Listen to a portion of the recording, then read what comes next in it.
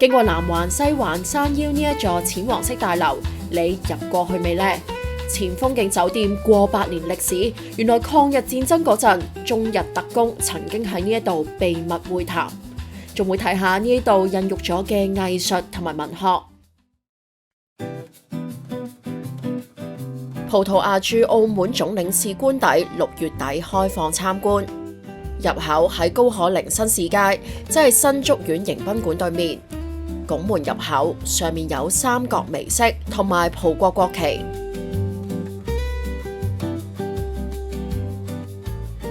經過樓梯嚟到前廳，有圓柱、圓拱同埋樓梯通往上層，係新古典主義嘅建築風格。上面嘅玻璃窗令到成個前廳都非常光猛。可惜呢一日樓上冇得參觀，行入大廳係官邸接待賓客嘅核心空間。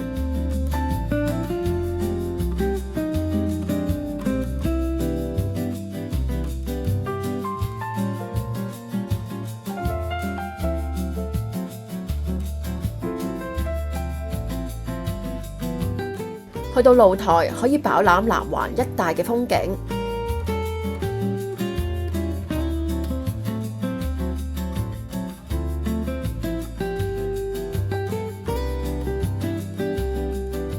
坐喺露台度睇下風景、嘆下茶，相信係人生一大樂事。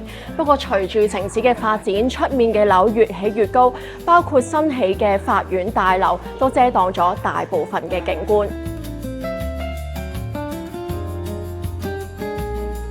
返大廳，左右兩邊各有一個側廳，其中一個放咗梳化同埋壁爐，另一邊就係飯廳。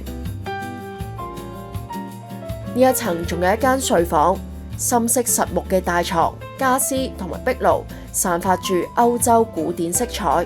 但係床頭兩側擺放嘅係中國清瓷式油燈座。一間睡房就體現到澳門係華洋交匯之處。我唔係澳門人，我係香港人嚟嘅。咁我哋退咗休之後過咗嚟澳門住，咁所以我哋又嚟特登睇，體會到譬如100年前當澳門仲係即係前面就係個海啦，咁而家就起到乜都認唔到咁滯，即係可以想像嗰個年代真係好，即係嗰種譬如睇落日啊等等係冇得揮嘅。100年前個景究竟點樣冇得揮？據講，大樓1870年起好，20年之後由港澳客輪香山號嘅英國船長改建成好景酒店，又叫海鏡酒店、竹仔室酒店。居高臨下望住無敵大海景，當年香港報紙賣廣告話：好景酒店在遠東無與倫比。大樓多次易手，做過唔同嘅用途。1901年仁慈堂只係用9萬蚊買入做中學校舍，後嚟又租過俾法國人、英國政府，被澳葡政府收購等等。到咗1936年做返酒店，改名做 Hotel Bella Vista， 葡文名意思係美景，中文名就叫做風景酒店。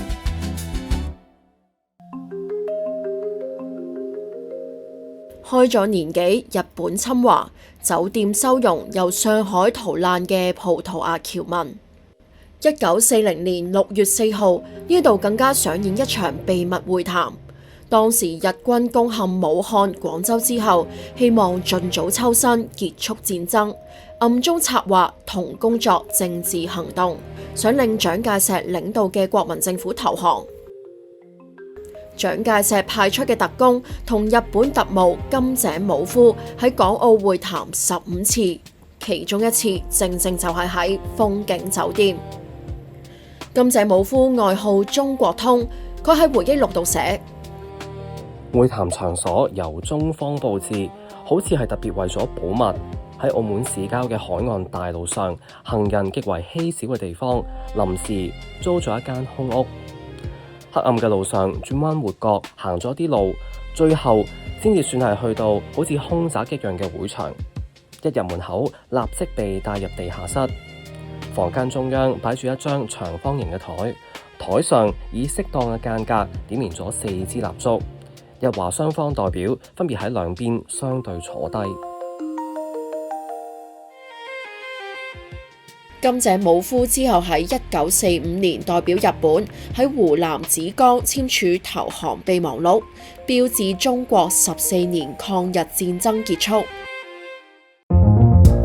告別動盪嘅歲月，去到1948年，風景酒店再度打開大門，招待嚟自世界各地嘅賓客。以前外牆唔係黃色，而係淺綠色，露台擺滿餐台。英國外交官員 Austin Coates 40歲裸辭追尋作家夢，特別鍾情風景酒店202號房嘅大露台。佢寫過多本研究澳門社會嘅書，小說《失約之城》更加係基於澳門真實歷史人物。酒店1992年完成裝修，外牆變成淺黃色加上白邊，客房由22間變為8間套房。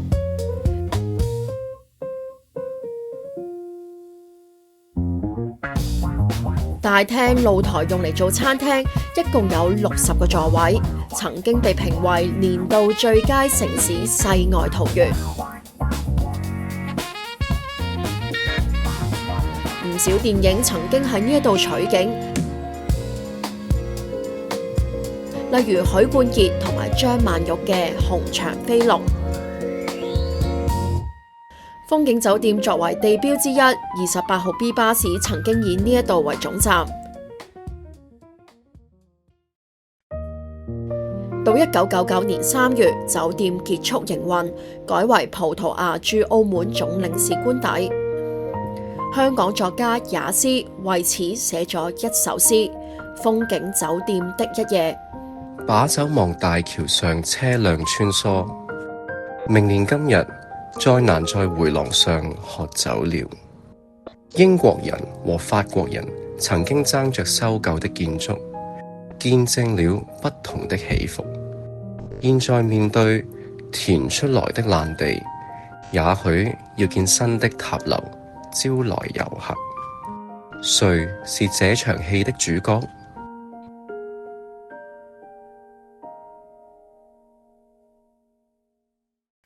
風景酒店曾經孕育嘅藝術同埋文學作品不止於此。今年官邸邀請澳門藝術家霍海勝展出畫作。霍海勝用茶染色嘅畫紙，以黑色嘅針筆模仿大航海時代嘅地圖畫風。細心啲睇會發現時空交錯，有古代嘅帆船，亦都有呢一隻寫住 Premier 嘅現代噴射船。喺個葡嶺官邸嘅展覽感受係開心啦，經過就係見到外牆一個古蹟咁，但係唔知道入面係點咁，加上佢官邸更加唔係開放嘅地方，咁有作品喺裏面，即使擺幾個月都好，咁好似一個官方嘅一個肯定，一個支持咁樣咯。其中3幅畫名為 Bella Vista， 係霍海勝為咗呢一個展覽新創作嘅。官邸嘅大門好似一扇隨意門，可以鳥瞰澳門南環、西環大橋、觀光塔等。我哋參觀嘅時候穿過嗰棟大門，一個現代都市同埋一個古老嘅西方大宅，你入到嗰間屋裏面，你係一種穿越時空嘅感覺。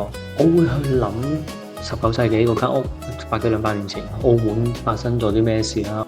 咁呢間屋就可以睇翻曾經佢住過嘅人，或者係唔同嘅建築、唔同嘅人物嘅故事。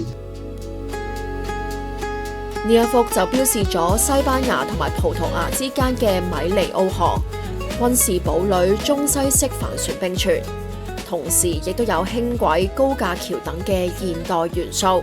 咁邊界其實係有天然啦，有人為嘅邊界啦，同埋亦都俾我感覺就係即係一種人口移動、遷徙、唔同文化嘅一種相遇、融合、融和咁，想用邊境去講唔同民族、唔同地方嘅一種交流。咁你見到裏面有一啲足球場啊、輕軌啊嗰啲，其實係真係當地而家有嘅一啲現代建築。錯過咗葡萄牙駐澳門總領事官邸開放日，就要等出年6月官邸慶祝葡萄牙日、賈梅士日暨葡僑日嘅時候，先至可以入去懷緬昔日南環好風景啦。